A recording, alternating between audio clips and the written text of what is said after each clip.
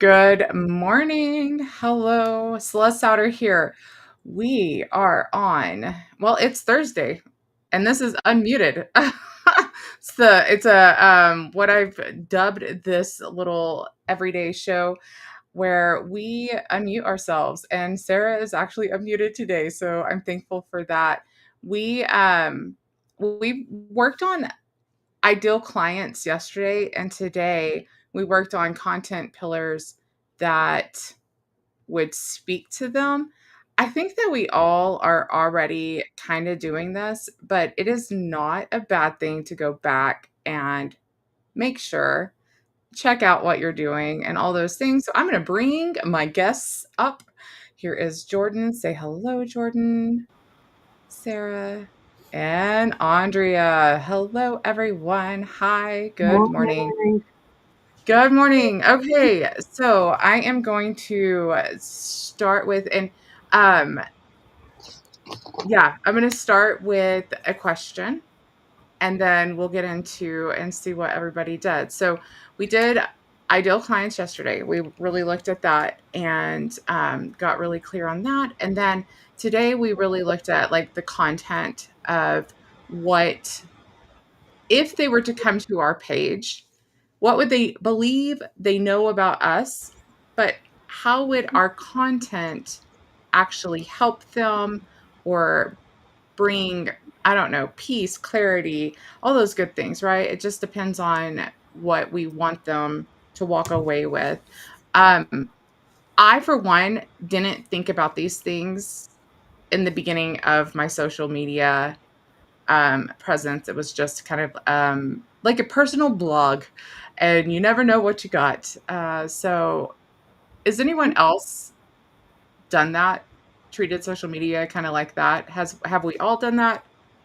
Yes, yes. Andrea, did you do that too? Yes, Oh, maybe. definitely. Well, not so much like during my journey because back when, before my book, 2008 was really kind of the birth That of, was a little before actually. yeah. Um, Social media. 2009 was about the time I logged on for the first time. Yeah, right. So 2008 was the first time I'd ever heard of Facebook. So that was a long time ago. And that Yeah. was like kind of well after, I don't know, the first storm that we really lived through. So I didn't Mhm. necessarily blog, or I wasn't on social media telling our story in that way Well, for a long time. we didn't know to use it like that either, like that's understandable. Um, Well, I started blogging in 2004. So, oh well, Jordan, like Oh, you Jordan, she's he's the the little youngin' in the group. savant. I have She's a been little, so all over the place. I've had enough yeah, time to be so all over the place. But yeah, I yeah, made mistakes early, and that was really nice. yeah. Because, well, Jordan, you're the youngest here, I know. and you definitely had probably, I think we all probably had way different upbringings than the others, but Jordan was homeschooled when homeschool wasn't cool. And then you were also really brought up to be somewhat of a independent thinker. And I have to say too, and I think that the other two, were a little older than you. Um, we're your big sisters. And being brought up in the public school system, we weren't given those opportunities. Mhm. And it's a really amazing to, have somebody here that has actually been online thinking about content for as long as you have.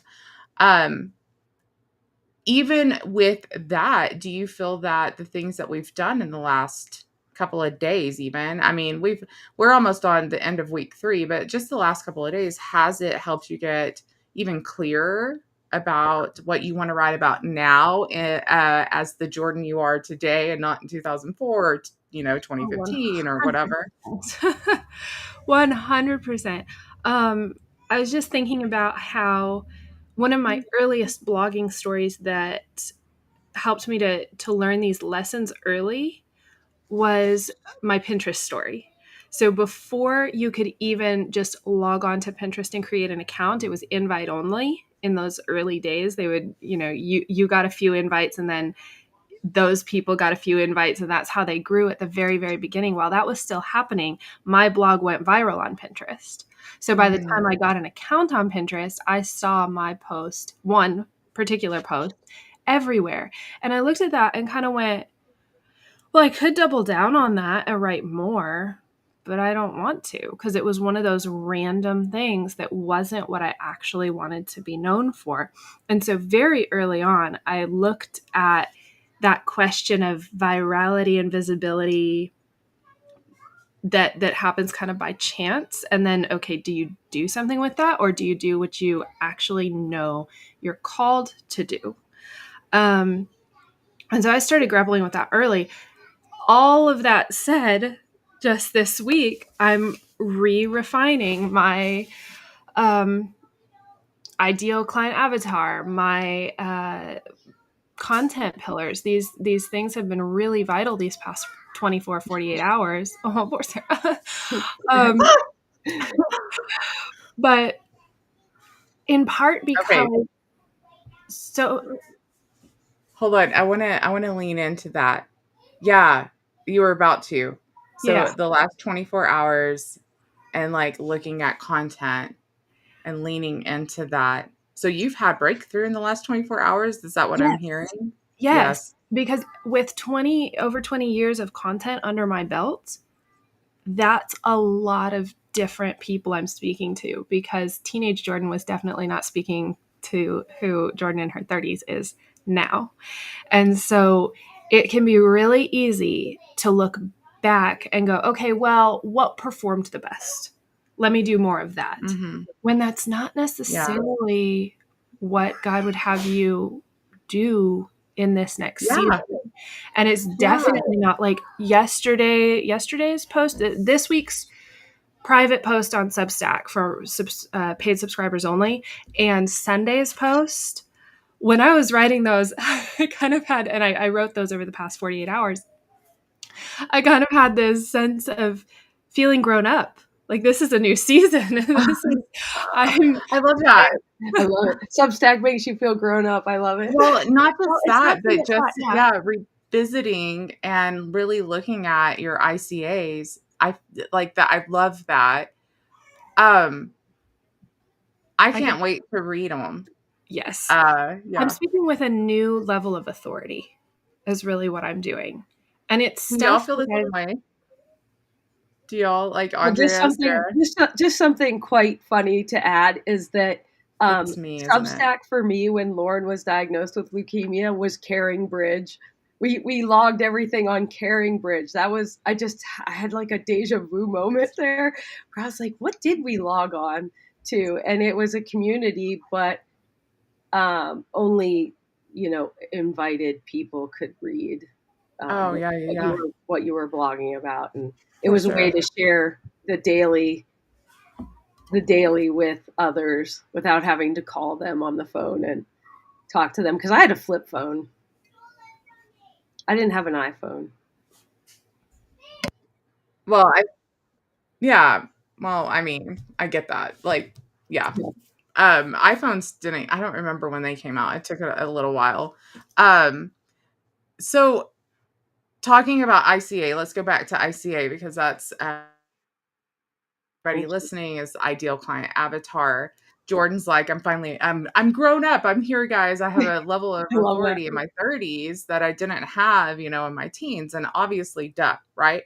And the same goes for me. I have a level of authority in my 40s. Am I okay? Like, technically, okay. Okay. Because it kind of keeps going in and out. I have a level of authority from the things I've walked through and focused on and built. Andrea has a level of authority for the things that she's walked through and what she's building now from it's kind of like that beauty from ashes story.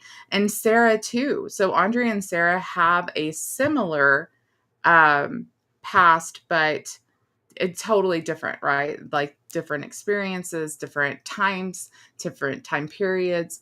But Andrea is really focusing on the advocacy for that mom or that family that's going through the diagnosis of childhood cancer. And then there's Sarah, who are you talking to, and have you had breakthrough this week?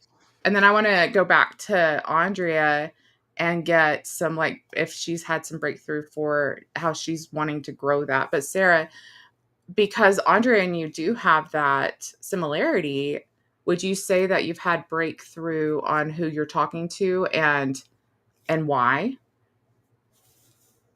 Oh no. Sarah is frozen.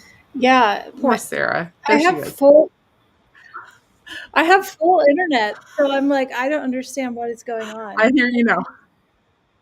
I hear you now. Okay. Um, I um, I really just am not talking about my cancer story. I'm just talking to, I guess, the person I was, who I was trying to be during the cancer story, and just helping people step out into their story the way that I needed help stepping into mine, and then just helping them create content and you know, their whole kind of vibe of who they are and how to show up, Yeah. because that's what I Yeah. needed I help really with. love too that, yeah, and the aesthetics of it, because you're such a visual person, and I love that too. We all each have our total strengths, and I love that. Andrea, have you had breakthrough on your ideal client this Just week? the biggest thing I've been thinking about this week is, I yesterday, of course, we had those pain points, and then coming into, what it looks like that um, they can become on the other side of it all, and how quickly can they get to that?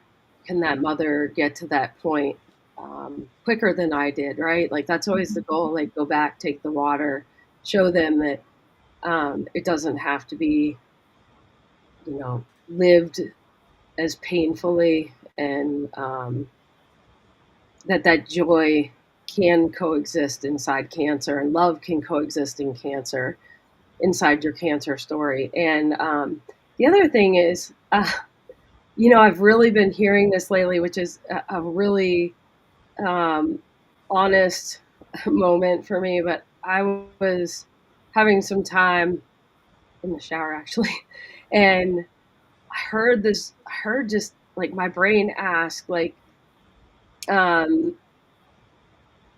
would you stop telling your story if someone gave you $1 million? Hmm. That gave me goosebumps. I And wouldn't. Would you? no way, I no mean, way, not no. And then I said no right away. And then I heard, how about 5 million?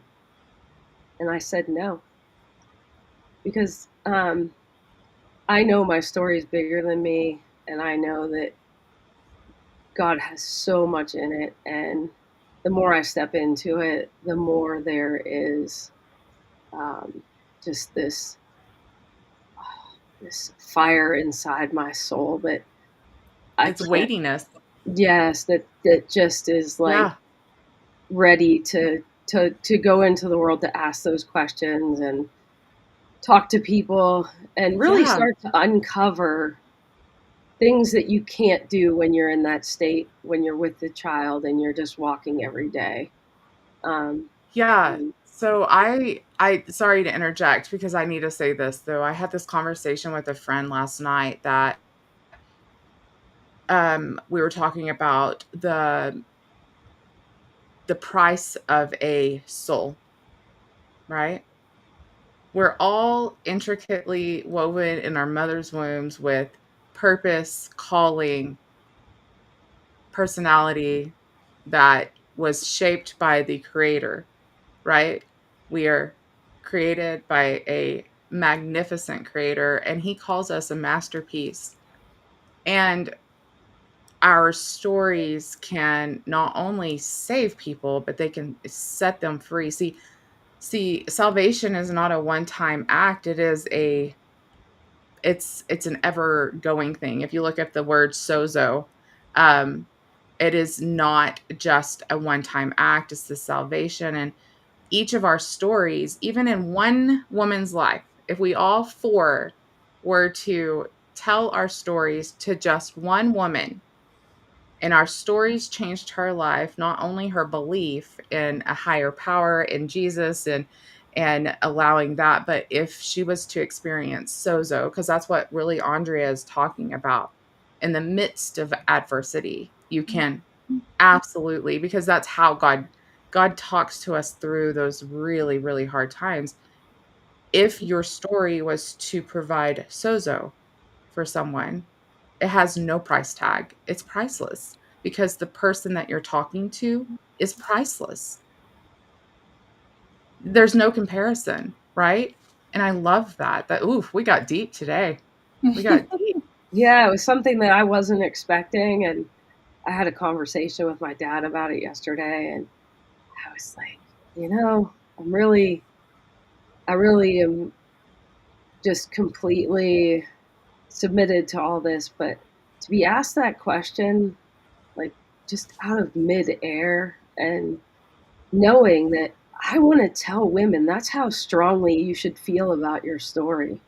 That there's no Yes. one that could ever tell you for any price tag to stop telling your story. I love that. I love that. So And we're coming to the end of our like 15 minutes. Let's put a pin in that. Andrea, we need to get together because I really would like to have like an actual podcast with you where we can just like dive deep into you telling your story and why you're so passionate about that. Um, I yeah, and I appreciate you bringing this here because I feel that we all have that weightiness on us to not only tell our stories, but to help others tell their stories, help others with community, help others with that. And those are those pillars, right? That's the yeah, pillars of it's it the all. pillars. We were talking about the pillars today. And The um, community and before, yeah, so before I get off of here, um, does anyone else feel a burning desire to share like 30 seconds? Um, I'm telling y'all, uh, what's happening in power hours for me is nothing short of a miracle. I have to tell y'all, there's been so many cool things that are happening. I'm not ready to talk about it just yet, but yeah. Anyone else experiencing like this calm, like I'm Yeah, exactly where I'm I at. do. Yeah, I feel like I've just lived like I don't even know, but I just keep telling people this is like my summer of freedom. Like this is our first year where we haven't been going to the hospital. We haven't had to get treatments. We haven't like in a couple weeks it's already 1 year since Jack had chemo for the last time and I'm like, oh, it just so makes me awesome. emotional, you know, and um So beautiful.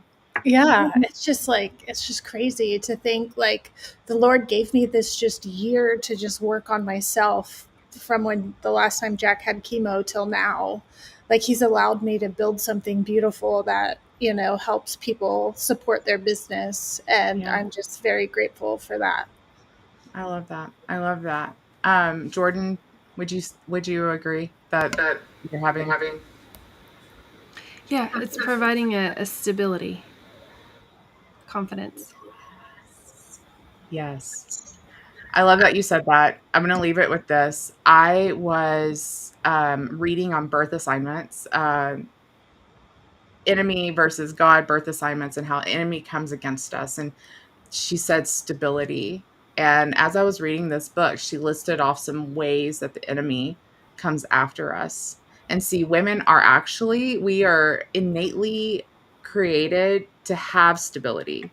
That's something that we actually yeah. crave in our lives is stability because it does give us a firm foundation to stand on and we're not reactive because we're emotional beings and we're responsive.